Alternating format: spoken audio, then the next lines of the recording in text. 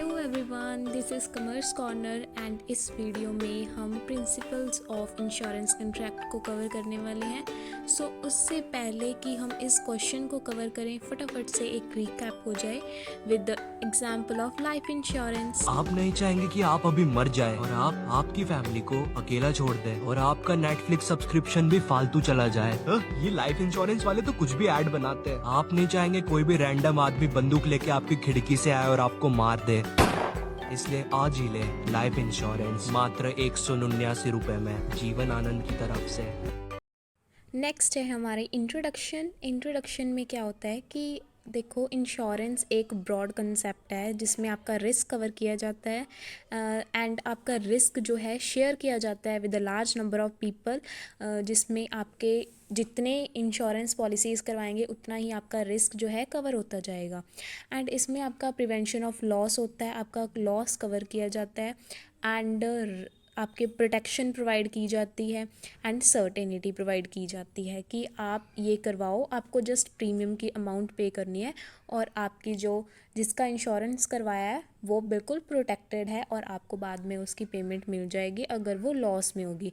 Life insurance के case में 2 cases होते हैं, अगर डेथ हो गई तो मिलेगी अमाउंट एंड एक्सपायर्ड डेट पे भी मिलती है ये लाइफ इंश्योरेंस के केस में। ओके, इसके बाद हमारे आते हैं प्रिंसिपल्स ऑफ इंश्योरेंस कॉन्ट्रैक्ट में 3 प्रिंसिपल्स हमारे मेन प्रिंसिपल्स माने जाते हैं। Fundamental, essential of insurance contract.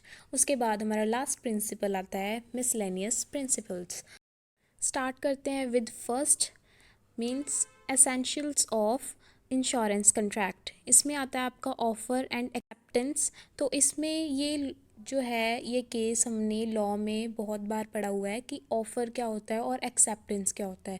ठीक है, ऑफ़र और एक्सेप्टेंस अब इंश्योरेंस कॉन्ट्रैक्ट में भी होता है। ऑफ़र कौन देता है, कौन लेता है, ये फर्दर डिस्कस करेंगे। नेक्स्ट है इंटेंशन, यहाँ पे एस नहीं आएगा।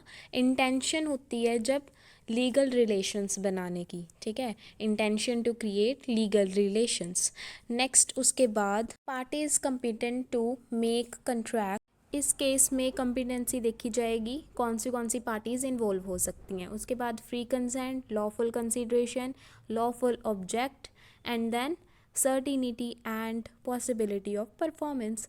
इसको हम डिटेल में पढ़ते हैं सारे केसेस को।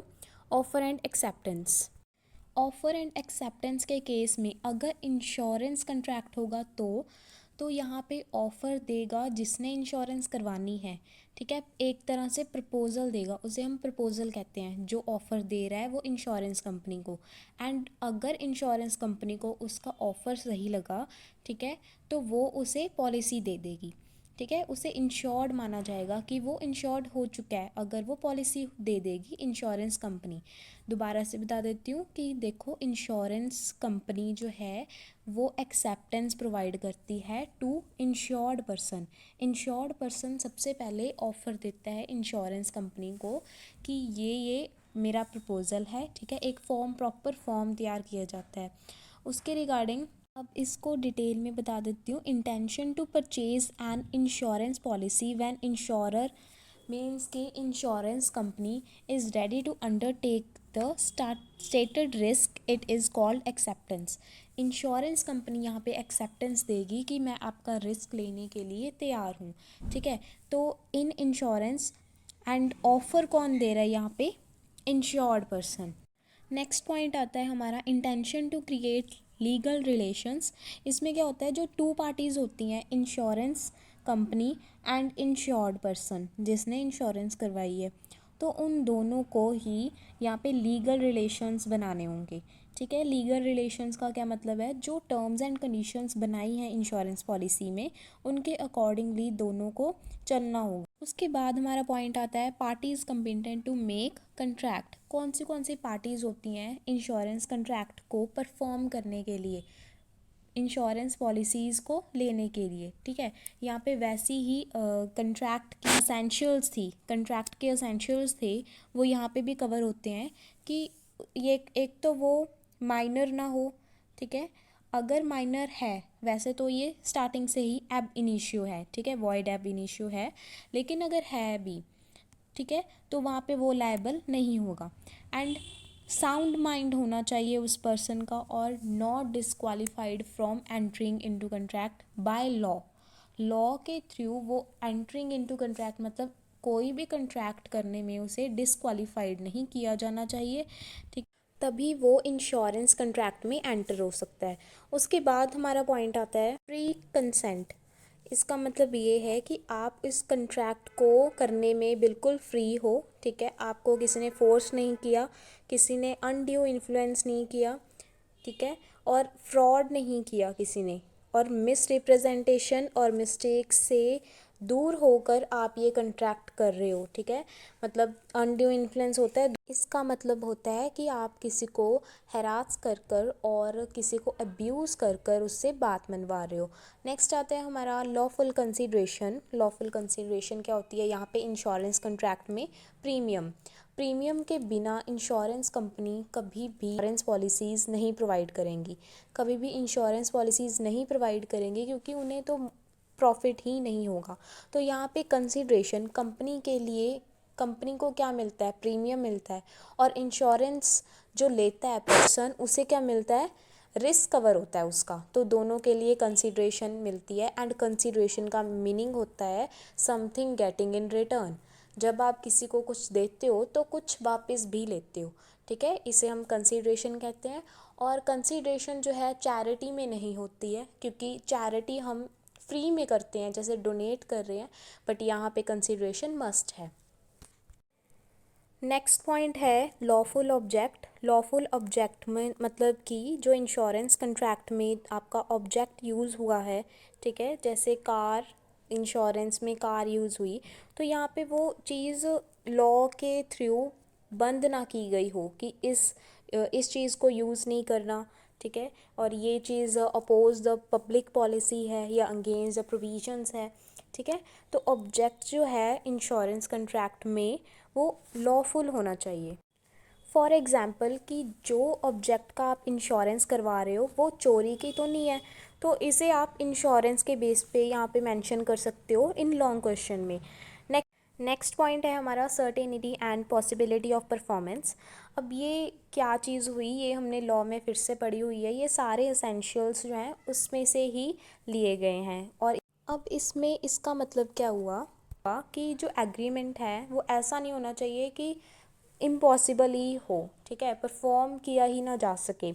फॉर एग्ज़ाम्पल एक कंट्रैक्ट हुआ ए और बी के बीच में, वो कह रहा है कि मैं तुझे 1000 रुपीज़ दूंगा तो, और तू मैजिक से ट्री उगा दे, ठीक है, तो ये तो नहीं हो सकता ना। तो ऐसे ही आप ये मेंशन भी कर सकते हो। नेक्स्ट आ गया हमारा fundamental principle of insurance contract. इसमें फर्स्ट इंश्योरेंस आता है आपका principle of utmost good faith. Utmost में UTMOST आएगा। And principle of insurable interest, indemnity, subrogation, कॉजा Proxima, mitigation of loss, contribution, and last आता है हमारा मिसलेनियस प्रिंसिपल्स। सो स्टार्ट करते हैं विद फर्स्ट, यानी कि अटमोस्ट गुड फेथ। इस प्रिंसिपल में क्या होता है कि दोनों पार्टीज़ को सब कुछ डिस्क्लोज़ करना पड़ता है रिगार्डिंग इंश्योरेंस पॉलिसी के रिगार्डिंग, ठीक है। जो इंश्योरेंस कंपनी है वो रिगार्डिंग टर्म्स एंड कंडीशंस देगी कि ये आपकी टर्म्स एंड कंडीशन है, उसे कुछ छुपाना नहीं है, ठीक है। एंड अदर साइड जिसने इंश्योरेंस करवानी है वो सारी इन्फॉर्मेशन प्रोवाइड करेगा इंश्योरेंस कंपनी को, ठीक है। इसी के साथ हमारा नेक्स्ट पॉइंट आता है principle of insurable interest. Insurable interest होता है कि आप कि जिसकी इंश्योरेंस करवाई है उस चीज़ के जाने से या उस चीज़ के आने से, ठीक है, अगर वो चलेगी तो आपको लॉस होएगा, एंड उसके रहने से आपको गेन हो रहा है।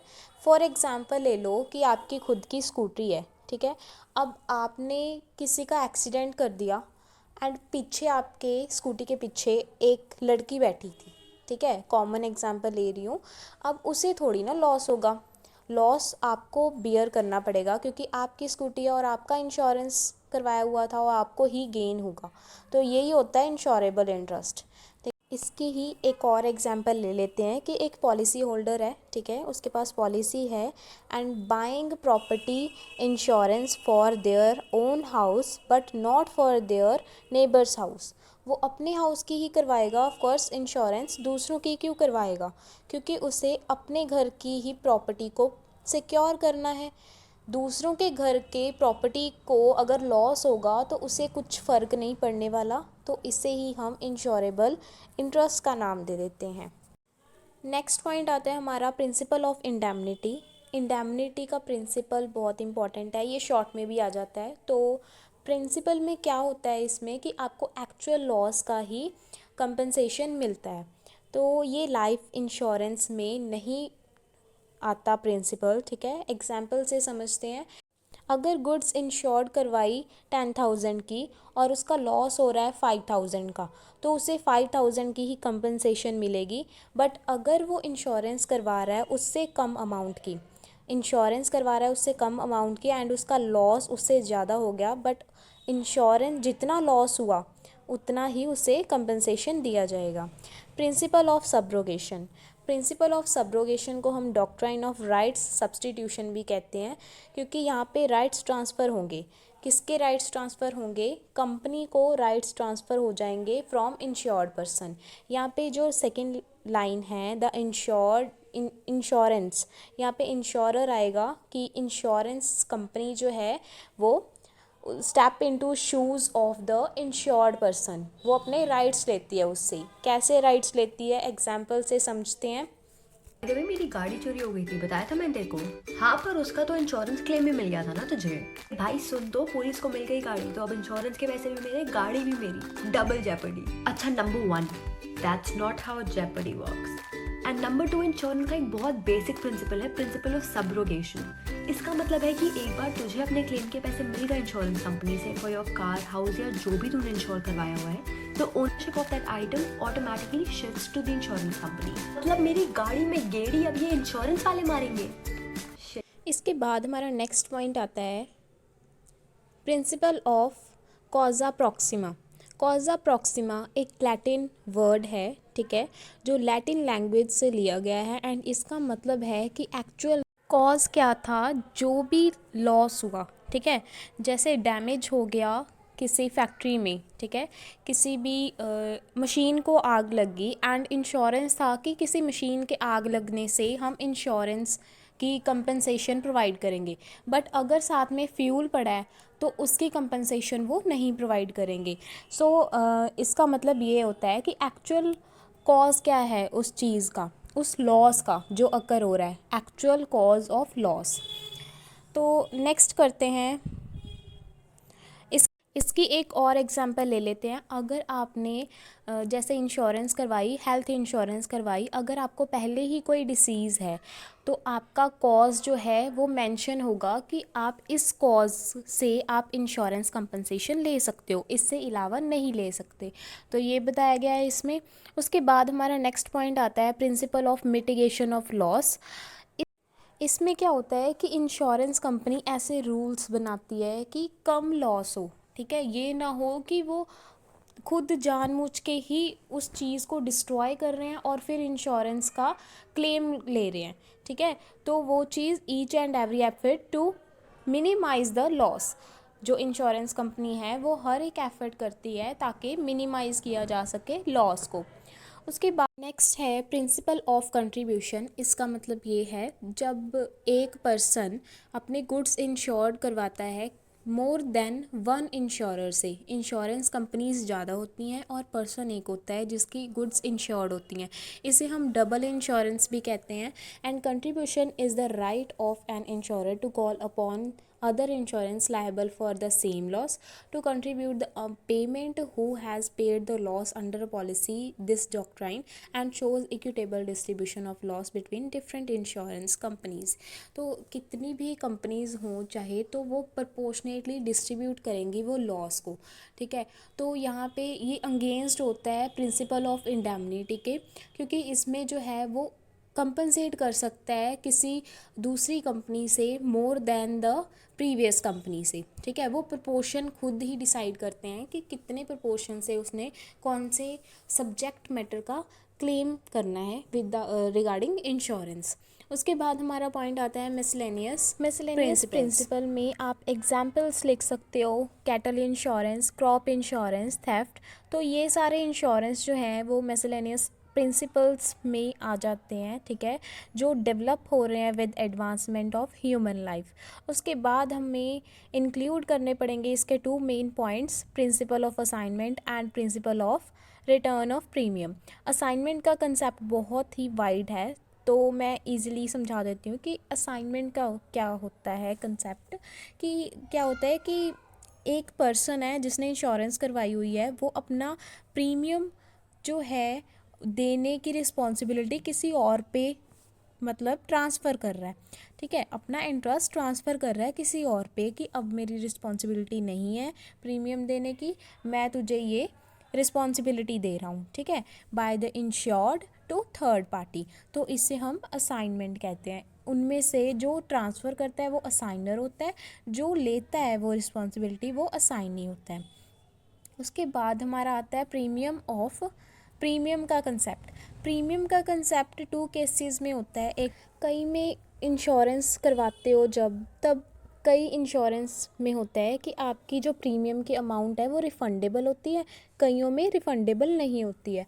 तो इसमें क्या होता है कि आपकी जो अमाउंट है जो आपने प्रीमियम दिया है वो रिफ़ंडेबल हो सकती है in case of equity and in case of agreement. अगर एग्रीमेंट में लिखा हुआ है पार्शली और wholly owned happening of certain event, तो आपको प्रीमियम की अमाउंट मिल जाएगी, और फॉर रीज़न ऑफ इक्विटी। अब यहाँ पे क्या होता है, इसका फर्स्ट केस आता है नॉन अटैचमेंट ऑफ रिस्क। यहाँ पे एग्जांपल दे सकते हो term insurance with returnable premium, कि आपको प्रीमियम मिल जाएगा, उसके बाद undeclared balance of an open policy. इसमें अगर पॉलिसी कैंसिल हो जाती है तो फिर से आपका प्रीमियम जो है रिटर्नेबल हो जाएगा।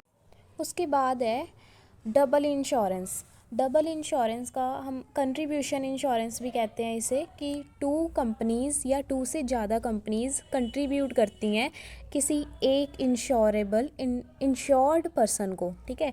एक बंदा जब इंश्योरेंस करवाता है तो वो कंट्रीब्यूट करवाता है फ्रॉम डिफरेंट कंपनीज़ से कि आप मेरा कंपनसेट करो लॉस, ठीक है। उसके बाद लीगल प्रिंसिपल में क्या होता है कि इसमें transfer of property act, E state duty act, Indian stamp act, ये सारे एप्लीकेबल होते हैं टू लाइफ। तो इसी के साथ हम वीडियो को एंड करते हैं। Thank you so much for watching. अगर वीडियो अच्छी लगी तो सब्सक्राइब कर देना।